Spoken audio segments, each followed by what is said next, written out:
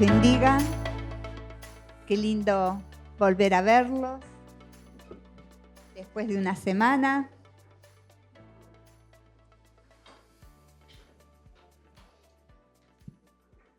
Hoy queremos mirar algunas preguntas en la Biblia. Y pregunta, dice la definición, que es un enunciado interrogativo. ¿Para qué? Para poder conocer algo que nos interesa o para tener alguna información que queremos saber. Y las preguntas pueden ser de lo más variadas, desde lo más simple hasta lo más complejo.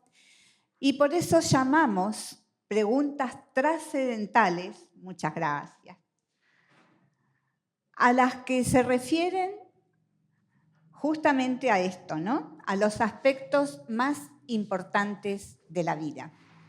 Es una pregunta que toca lo profundo del corazón humano. Por ejemplo, ¿tienes a Jesús en tu corazón?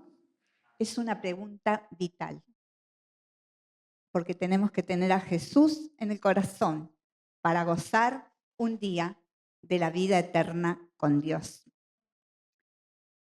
¿Hay vida después de la muerte? Pregunta que muchas personas se hacen y que no tienen tan clara las respuestas. Hay preguntas interrogativas comunes, las que hacemos casi sin darnos cuenta, que hacemos y que nos hacen. ¿Cómo está afuera? ¿Hace frío? Queremos saber antes de salir. ¿O dónde queda tal calle? Estamos buscando que nos digan cómo llegar. Pero hay también preguntas retóricas, que significa que la respuesta ya está implícita en la pregunta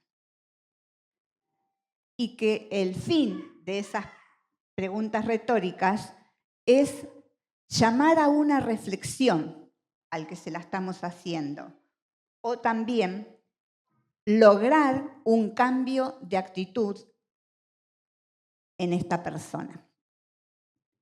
Preguntas.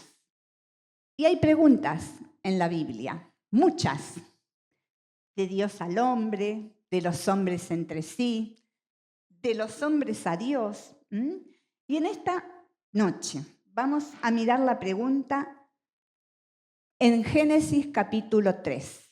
Un capítulo que por este tiempo hemos estado viendo en varias oportunidades, pero que hoy vamos a mirar desde otro lugar. Génesis 3, del 1 al 6, dice así: Pero la serpiente era astuta, más que todos los animales del campo que Jehová había hecho, la cual le dijo a la mujer. Perdonen la expresión, a mí me gusta vivir las historias, y yo pienso que la serpiente le dijo más o menos así a Eva: ¿con que Dios te dijo que de ninguno de todos los árboles podés comer? Ay, Eva, no te vas a tragar ese verso. Con que Dios les ha dicho, no coman de todo árbol del huerto. Y la mujer le respondió a la serpiente: del fruto de los árboles del huerto podemos comer, pero del fruto del árbol que está en medio del huerto, dijo Dios, no comeréis de él ni le tocaréis para que no muráis. Entonces la serpiente le dijo a la mujer: no moriréis, le sembró la duda, sino que sabe Dios que el día que comáis de él serán abiertos vuestros ojos y seréis como Dios, sabiendo el bien y el mal. ¿Qué hizo la mujer? Dice el 6, que vio que el árbol era bueno para comer y que era agradable a los ojos. Así, entonces la vemos a Eva escuchando lo que le están susurrando en el oído.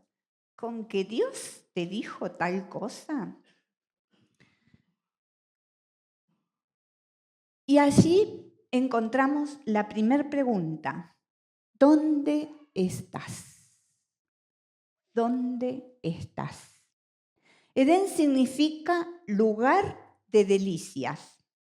Y era también el lugar, el punto de comunión entre los seres creados y el Creador. Adán y Eva cada día tenían ese encuentro con Dios. Cuando Dios lo creó, Dios mismo lo puso en ese lugar. ¿Para qué? Para que lo labraran y lo cuidaran. Así dice el capítulo anterior. Para que lo labraran y para que lo cuidaran. Y ellos vivían en total armonía en ese lugar. Tenían armonía con Dios, tenían armonía con el medio ambiente, tenían armonía como pareja. ¿Se imaginan una pareja sin ninguna discusión por ningún tema? Así vivían ellos. Y también tenían armonía consigo mismo. Se sentían bien consigo mismo. Dios les dio también un propósito significativo. ¿Cuál era? Tenían que fructificar, multiplicarse, sojuzgar la tierra, señorar sobre todas las cosas creadas. Una labor muy valiosa para ellos. Y no tenían temor porque tenían todas las necesidades satisfechas. No tenían miedo de que el banco, la cuenta al banco les apareciera en rojo el lunes. No tenían temor de que el dólar siguiera disparado y la inflación quién sabe dónde va a llegar. No tenían ninguna angustia de perder el trabajo porque sabían que Dios les había dado y no corrían ese riesgo. Así que todas sus emociones estaban en equilibrio. Miren cuánto perdieron. Cuánto perdieron. Ese lugar de las delicias. Allí estaban y pasaron, quién sabe cuánto tiempo, Adán y Eva. Pero este día que hemos leído, con que Dios te dijo, hizo que Eva dudara. Y ella cedió y comió de ese fruto que Dios, de ese único árbol que no debían comer. Le dio también a Adán. Pero ¿qué pasó? Que la tentación al cederla dio origen al pecado. Y el pecado no les trajo los resultados que ellos esperaban. Es así con el pecado siempre. Y Génesis 3:8 dice, marca como un clímax.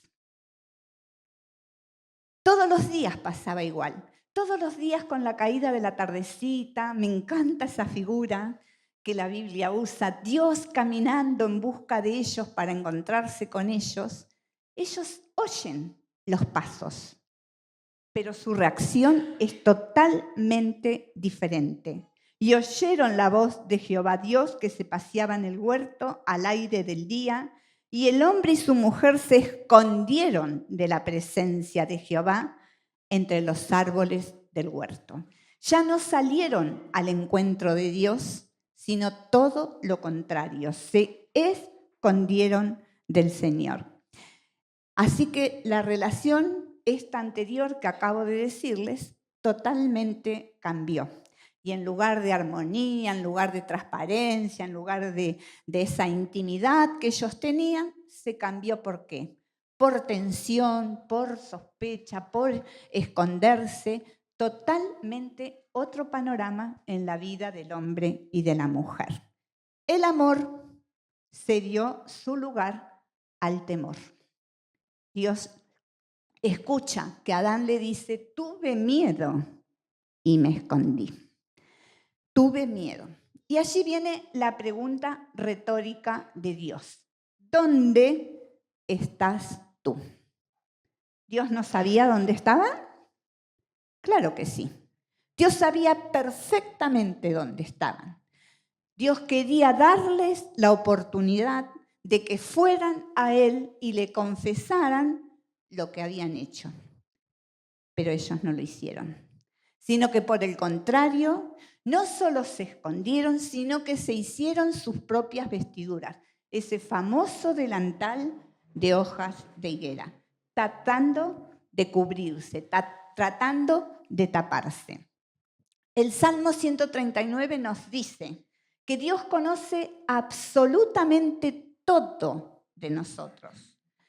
Conoce cuando nos sentamos, como ahora están ustedes, conoce cuándo nos paramos, conoce nuestros pensamientos.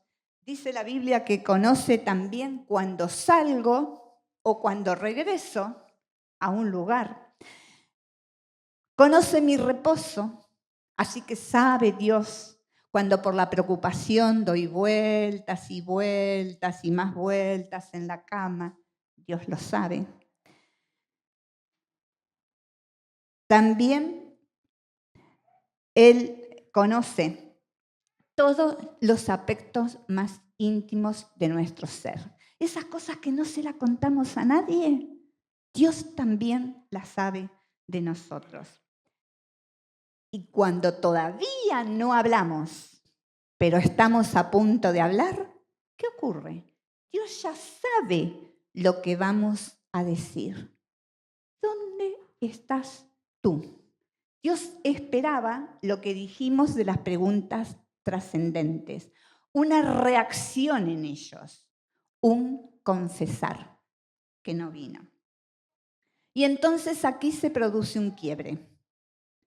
Por primera vez, Satanás logra colocar con su astucia, con su mentira, con que de todos los árboles, Eva lo cree. Y así es cuando él entra al mundo la filosofía que está imperando hasta el día de hoy. ¿Cuál es esa filosofía? ¿Cuál es la filosofía que el ser humano, nosotros incluidas, abrazó? Fuertes y ¿qué más? Independientes. Que nadie me venga a decir a mí lo que yo tengo que hacer. Yo puedo solo. ¿Para qué necesito al otro? Yo sé independencia. Desde ese mismo día en que el hombre y la mujer pecaron, el pecado pasó a toda la raza humana.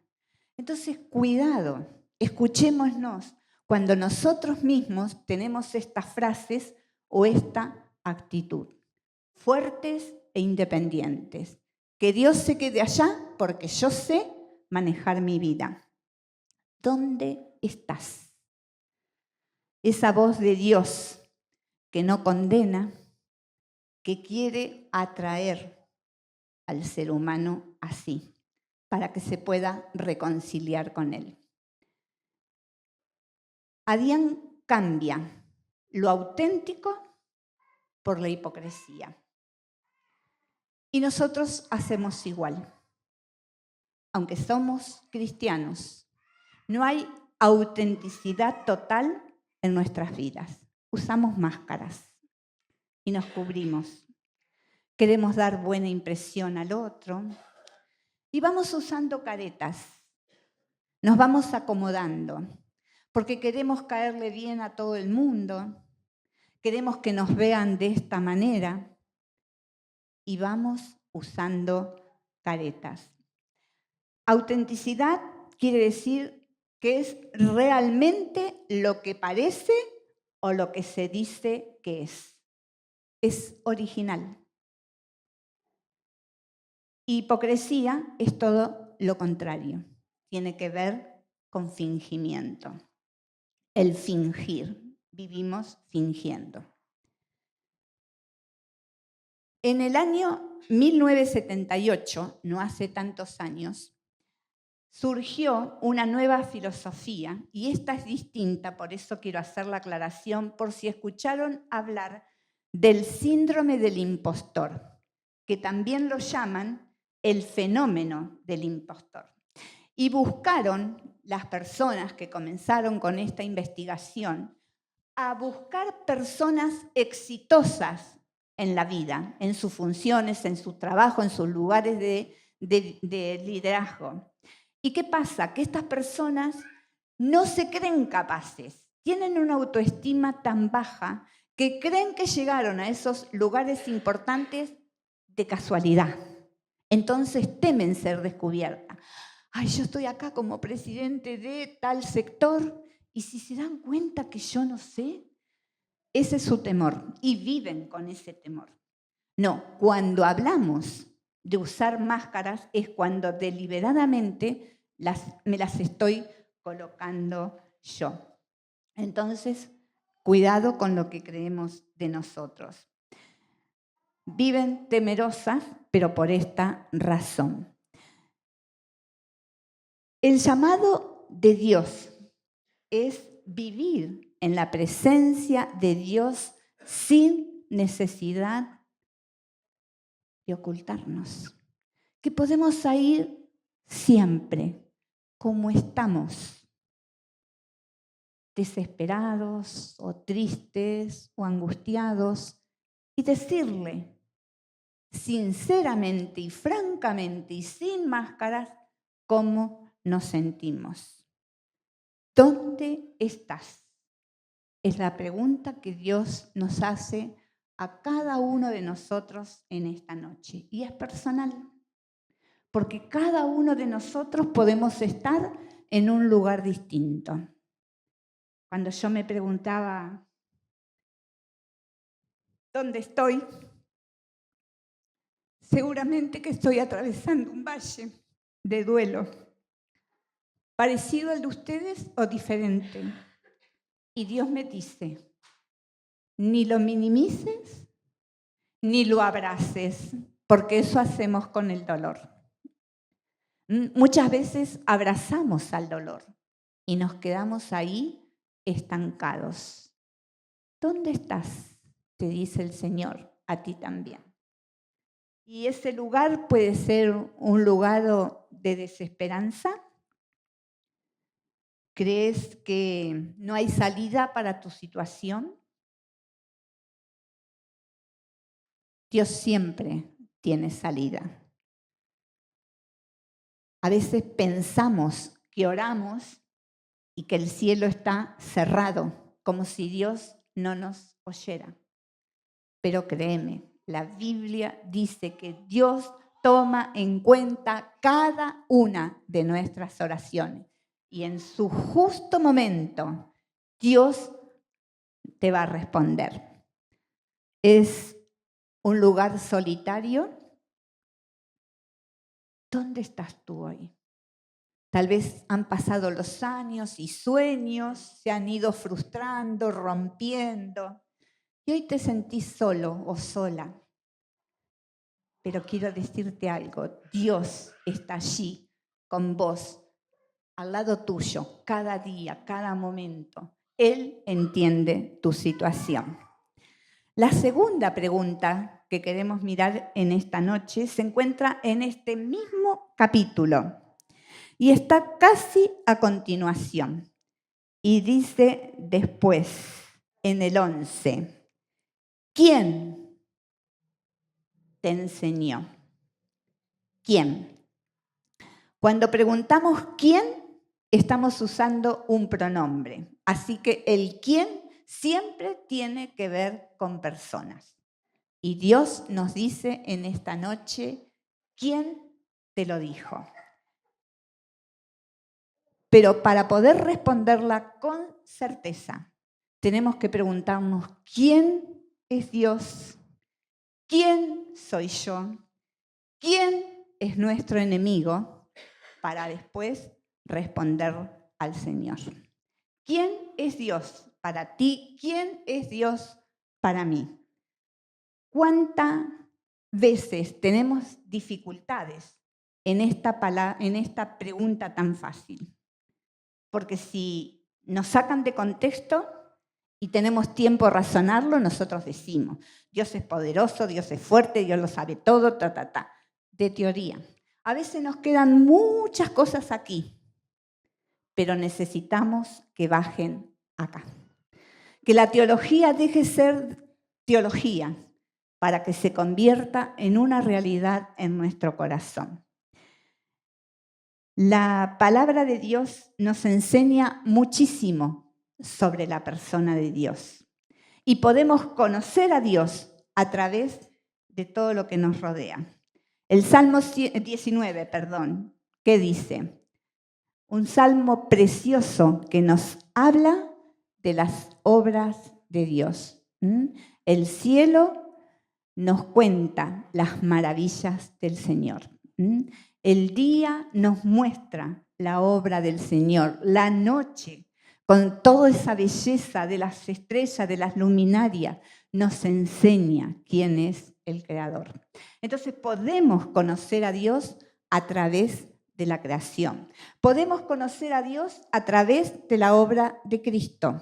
Juan dijo, aquel verbo fue hecho carne y habitó entre nosotros y vimos su gloria, gloria como del unigénito del Padre, lleno de ¿qué? De gracia y de verdad. Lleno de gracia y de verdad. Dios también se da a conocer a través de lo que nunca cambia y que es su palabra. Miren, cuando recién empezaba mi pastorado, que fue en Tapalqué, hubo un retiro nacional de mujeres en la ciudad de Azul, que era muy cerquita, 50 kilómetros. Las personas que llevaban la palabra en esa oportunidad era Betty Constant, que la mayoría de ustedes la conoce, y los devocionales estaban a cargo de una misionera, Carol Hutchinson. No sé si alguna sí, acá una la conoce. Muy bien. Y Carol, en esa oportunidad, nos hizo un enorme desafío, justamente respondiendo esta pregunta: ¿quién es Dios? Y ella nos dijo, las desafío que cuando se vayan de este retiro, lean el libro de Isaías, tomen un cuaderno y escriban todos los nombres o las descripciones de Dios que encuentren en el libro de Isaías. Y yo llegué a mi casa, tomé el desafío y comencé a hacerlo. Y llené un cuaderno con solo el libro de Isaías, de todos los nombres de Dios, porque saben que para el hebreo el nombre es la persona, y con las descripciones de Dios. Y hoy miro ese cuaderno y me río, porque no escribí casi nada. ¿Cuánto más había en Isaías de la persona de Dios? Porque en la medida que vamos estudiando y en la medida que vamos madurando y en la medida que nos vamos enamorando de Dios, vamos encontrando muchas mayores cosas. ¿Quieres tomar el desafío en esta noche? Te lo dejo. Anda al libro de Isaías y estudia y anotá los nombres de Dios y las descripciones que ese libro hace de Dios. Y te acercarás un poquito más a conocer al Dios que realmente es. Este es un eje. El segundo eje, y en base a quién es Dios, es quién soy yo en Cristo. ¿Te lo preguntaste? ¿Quién sos vos en Jesucristo? Cuando esto no está seguro, un día creemos que somos hijos de Dios y al otro día vivimos derrotados. Y un día creemos que somos victoriosos y al otro día estamos desanimados. Debemos aprender conforme a la palabra quién soy yo en Jesucristo. ¿Quién soy yo en Jesucristo? Una escritora que a la vez es psicóloga, Angela Duckworth, escribió lo siguiente después de muchos años de investigación. Miren qué interesante, o por lo menos así me lo pareció a mí. La identidad influye en cada aspecto de nuestro carácter, pero tiene una relevancia especial sobre la determinación. A menudo, las decisiones críticas que tenemos son cuestión de identidad. Son cuestión de identidad, más que de cualquier otra cosa. O sea, que vamos a tomar decisiones importantes para nuestra vida en base a lo que nosotros creemos de nosotros mismos. Tal vez no nos damos cuenta, pero es así. La fuente de nuestra fortaleza es la persona que sabemos que somos. ¿Quiénes somos? En Cristo Jesús. ¿Quiénes somos? En Cristo Jesús. ¿Y quién es nuestro enemigo? La Biblia dice que el diablo anda como león rugiente buscando a quien devorar. No solo la tentó a Eva, no solo tentó a Jesús, viene contra todos nosotros y viene contra todos nosotros. ¿Cuál es su propósito? Alejarnos de Dios. Alejarnos de Dios. Si puedes sacarnos de la vida de la iglesia, mejor. Y generalmente nos muestra lo que no tenemos, como hizo con Eva. Ay, así que de todos los árboles no pueden comer. Mentira, pero se lo hizo creer. Y cuando él logra eso, nos está ganando una batalla importante.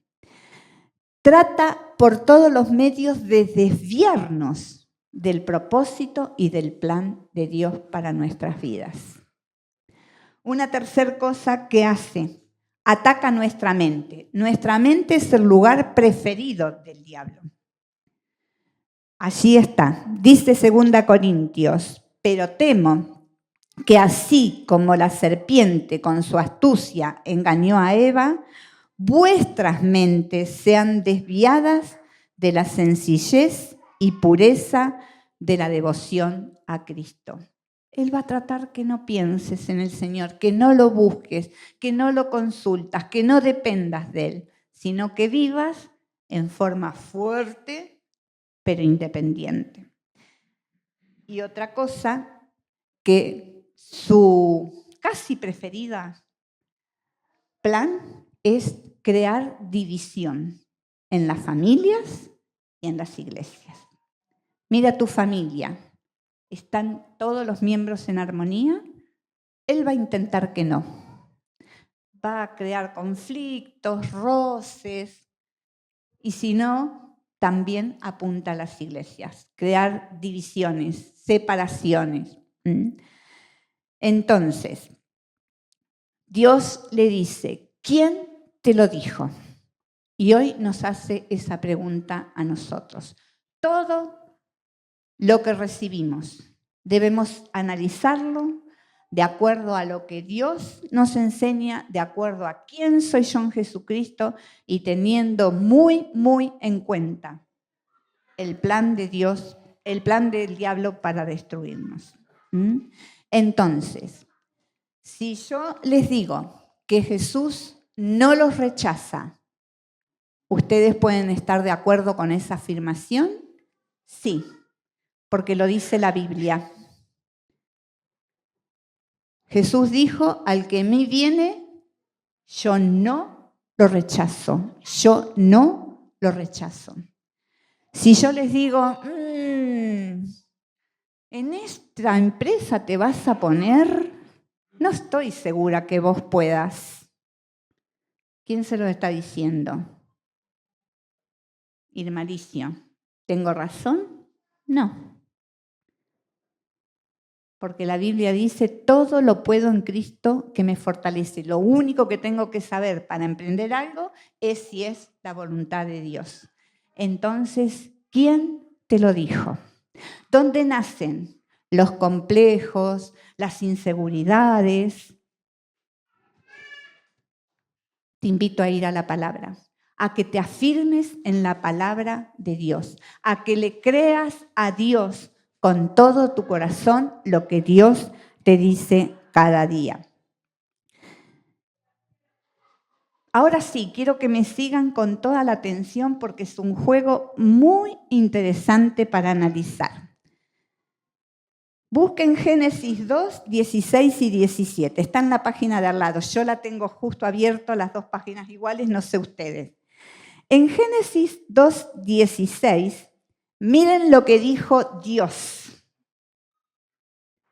Y mandó Jehová Dios al hombre diciendo, de todo árbol del huerto podrás comer. De todo árbol del huerto podrás comer. Mas del árbol de la ciencia del bien y del mal no comerás, porque el día que de él comieras, ciertamente morirás. Esas palabras de Dios. ¿Qué le dijo Eva a la serpiente? En el verso 3:2. La mujer le respondió a la serpiente, del fruto de los árboles del huerto podemos comer. Hasta ahí va más o menos encaminada. Pero del fruto del árbol que está en medio del huerto, dijo Dios, no comerás de él ni le tocaréis, para que no muráis. ¿Ustedes leyeron algo de que no podían tocarlo en el verso 16 y 17? No. Entonces Eva estaba confundida en lo que estaba explicando. Y el diablo le dijo, con que Dios les dijo, no comáis de todo árbol del huerto. ¿Ven? Dios dijo una cosa, el diablo dijo todo lo contrario, y la mujer a medias. Y vino la caída. A nosotros nos pasa igual cuando no conocemos la palabra de Dios. ¿Cómo venció Jesús a Satanás en la tentación? Con la palabra de Dios. ¿Quién te dice lo que te dice? ¿Quién te dice lo que vos escuchás? Confrontalo con la palabra de Dios. El pecado vino por la desobediencia y por no conocer exactamente la palabra de Dios. ¿Fue Adán que le inventó lo de no toquemos? No lo sé, pero fue una respuesta no correcta. Por último, la última pregunta tiene que ver con algo maravilloso y que dice así: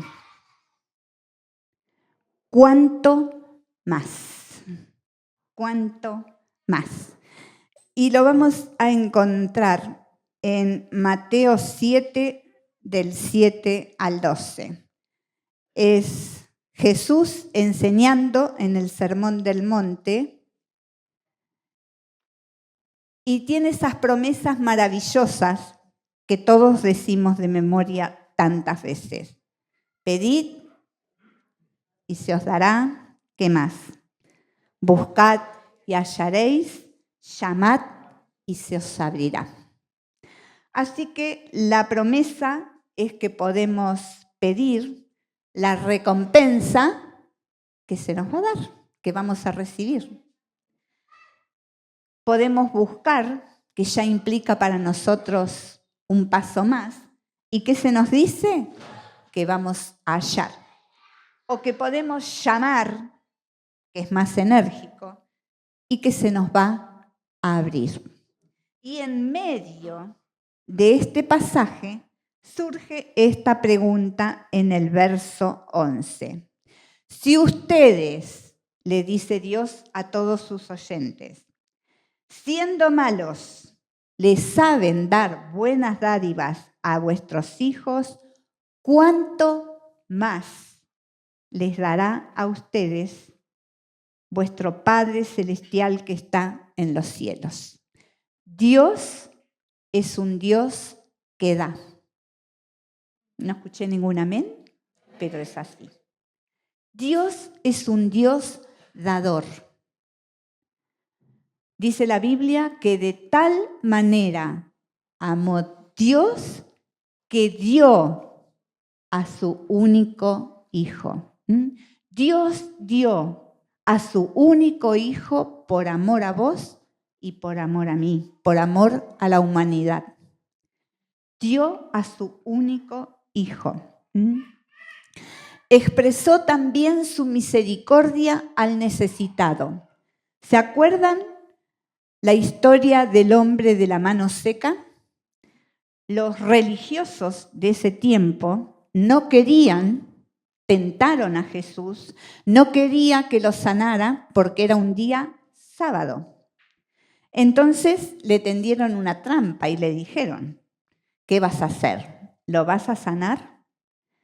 Y miren qué hermosas las palabras de Jesús. ¿Cuánto más vale un hombre que una oveja? Porque les dice a los religiosos, ustedes por una oveja que cayó o se lastimó, correrían a solucionar el problema. Y no tienen compasión de este hombre que está con esta mano inválida. La misericordia. Y todos nosotros necesitamos de la misericordia de Dios. ¿Cuánto más te voy a dar a ti, que eres mi hijo y que eres mi hija? Romanos 8:32 dice, el que no escatimó ni a su propio hijo, sino que lo entregó por todos nosotros, ¿cómo no nos dará también con él todas las cosas? ¿Qué estás necesitando? Porque Dios está dispuesto a dártelo. ¿Cuánto más puedo darte? Pero nuestra actitud muchas veces puede ser diferente. Caemos en temporadas donde nos olvidamos lo que Dios nos ha prometido. Y nuestra vida se va convirtiendo como en un lamento. Miramos lo que nos pasa, lo que nos falta, lo que no tengo. Y empezamos a mirarnos, ¿qué? Los pies. Cuando la invitación de Dios, y que bien lo hubiera entendido el salmista en el Salmo 25, David dice, yo tengo siempre mis ojos puestos en Dios, porque Él se va a ocupar de sacar mis pies de la red. Esa es promesa de Dios para tu vida. Dios sabe lo que nos pasa, lo que necesitamos, lo que sentimos y nos acompaña. Está allí cada día más. Pero otro regalo para tu vida y para la mía. Ese mismo pasaje que leímos de Mateo en Lucas agrega una cosa más. ¿Cuánto más vuestro Padre Celestial dará el Espíritu Santo a los que se lo pidan? Dios nos regaló la persona del Espíritu Santo viviendo ahora en nuestro corazón después de Pentecostés. Tengo al Espíritu Santo en nuestras vidas. Qué maravilloso. Dios mismo habitando en un cuerpo humano. Y con el Espíritu Santo podemos entrar en los ríos de su presencia. Estar como estuvieron Adán y Eva en el jardín de las delicias. Nosotros podemos tener ese mismo jardín de delicias en nuestra casa, en el lugar donde nos movemos, en la compañía del Espíritu Santo. El Espíritu Santo es el que derrama el amor de Dios. El Espíritu Santo es el que nos llena de gozo. El Espíritu Santo es el que nos consuela. Para mí es maravillosa la obra del Espíritu Santo. Y yo estoy viviendo mucho en ese consuelo de Dios. ¿Y saben qué? Es un testimonio al barrio. Porque me preguntan, qué distinto. Qué bien te vemos. ¿Es mi obra? No. Es la obra del Espíritu Santo. Y Dios no lo da limitado. ¿Cuánto más? Todo lo que querramos, todo lo que busquemos, porque necesitamos buscar. Y les dejo estas 3 preguntas. Y te ruego que ahora comencemos a orar y a buscar. y ya nos olvidemos del hermano que está al lado, sino que miremos nuestras propias vidas. ¿Dónde estás tú? ¿Dónde estás tú? Hebreos dice, ninguna cosa creada escapa a la vista de Dios. Ninguna. Todo está al descubierto, expuesto a los ojos de aquel a quien hemos de rendir cuentas. Quítate en esta noche tu delantal de hojas de higuera. Anda al Señor así como estás, así como sos. Porque Él te llama a vivir sin ninguna careta en su presencia. Porque igual Él lo ve todo. Por más que nosotros querramos, como hicieron Adán y como hicieron Eva, disfrazar un poco la cosa. Él te invita, es un llamado para la reflexión, es un llamado para un cambio de actitud. Ese es el propósito de Dios. No hay enojo en su pregunta, hay amor. Él te llama. Él quiere tener intimidad contigo y conmigo, pero con esta persona real, no con la que yo quiero fabricar. Como soy. Entreguemos en esta noche las riendas de nuestra vida al Dios que nos ama. ¿Quién te lo dijo? Conoce la palabra, conoce a Dios, conoce a ti mismo, pero conócete como Dios dice que sos. A veces creemos en Dios, pero nos está costando creer a Dios, ¿quién Dios dice que yo soy?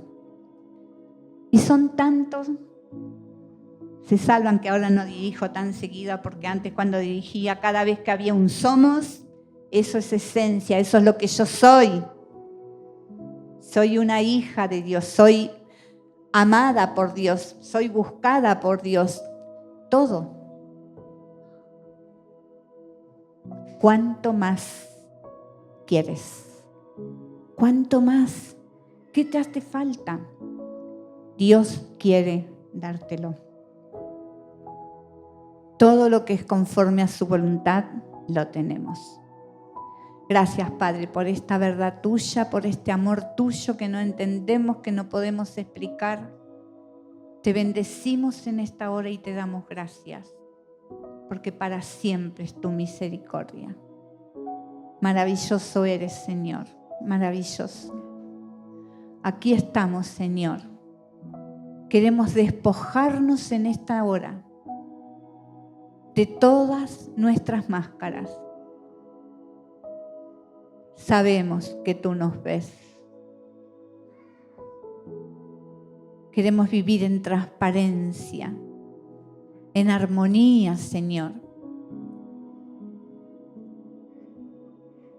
No podemos vivir en armonía si no te creemos a ti y todo lo que nos dices en tu palabra.